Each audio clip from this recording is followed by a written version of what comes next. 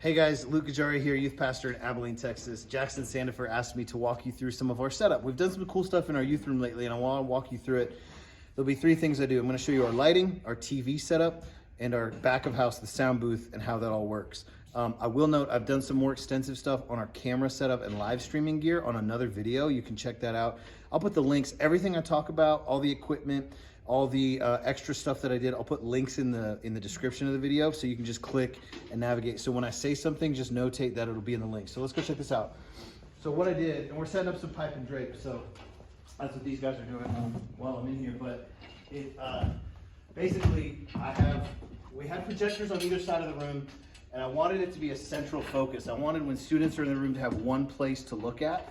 And so I wanted to, rather than do a projector in the middle of the room, I saw this option. I stole it from another church that had done this, of stitching TVs together. So this image is 4 65-inch TVs stitched together. And let me just move this one here if I can. Maybe it got locked back in place. I can't really move it, but if I were to move it, you would see two brackets, one holding the bottom two TVs and one holding the top two TVs. What you want to look for in these TVs is edgeless or frameless, because you want a very thin bezel around the edge. You're still going to have somewhat of a break in the picture by just stitching 4 TVs together. So I got these on Black Friday, 4 TVs for $300 each. They're 65 inches. They're 4K TVs. I then ran SDI cable out of our sound booth through the ceiling into this. I'm getting 1080. So I'm not getting 4K, I'm getting 1080, but it's still way better than what we had. And then these lights kind of just accent the back of the wall. And these are just those like $12 LED strips from Amazon that I've then taken, and I'll have the link for this in the description, because there's a decoder box that then hooks into this light strip. So for every light strip, you have a decoder box that takes DMX signal and sends it to the light strip. So I'll walk through more of how that works later, or if you have more questions about that. DMX is a whole other animal. I can't cover all that in this video, but I basically just wanted to show you these TV setup with the lights. So the other thing I'll talk about with the TVs, there's a bracket holding the bottom two, a bracket holding the top two. We spent some time, my friend Jeff, who works here at the church with me, he helped me level everything out, get everything balanced, make sure everything was even. I'm not a math guy, so I don't understand how everything works framed together, but he helped me get that right. And then what we did was put it all together.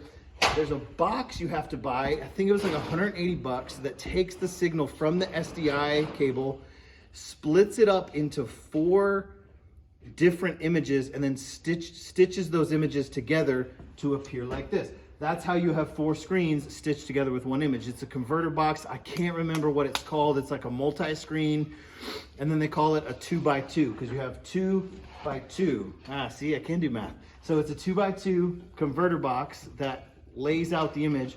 The other interesting thing about this TV wall, on these TVs, even though they're frameless, the bottom of the TV has a pretty fat bezel, and that has like some of the electronics in it, the IR receiver. What I did to mitigate that from the middle part here, just flip those top TVs upside down. And so we have the bottom ones are right side up, the top TVs are upside down, so that fat bezel is on top, and we have an even line across the middle horizontally and vertically. And so that was the only kind of weird thing. The mounts I bought from Monoprice, I'll have the link in the description. They came with the bar that they mount on, and then the hardware that goes on the TV. Let me think. I'm trying to think if there's anything else weird about this setup that would be challenging. It's not as hard as you would think. Total cost probably $1,600. It's definitely a 2-man job, at least for the TV part, to get things mounted, to get things even. You need somebody who's good with measurements and leveling and all of that. Otherwise it'd be crooked and wonky, and it took us a couple of tries to get it put together the right way. So that's the overview of that. All the links for everything will be in the description, as well as my other video where I walk through my live stream gear. And then let me just show you real quick how I control the lights.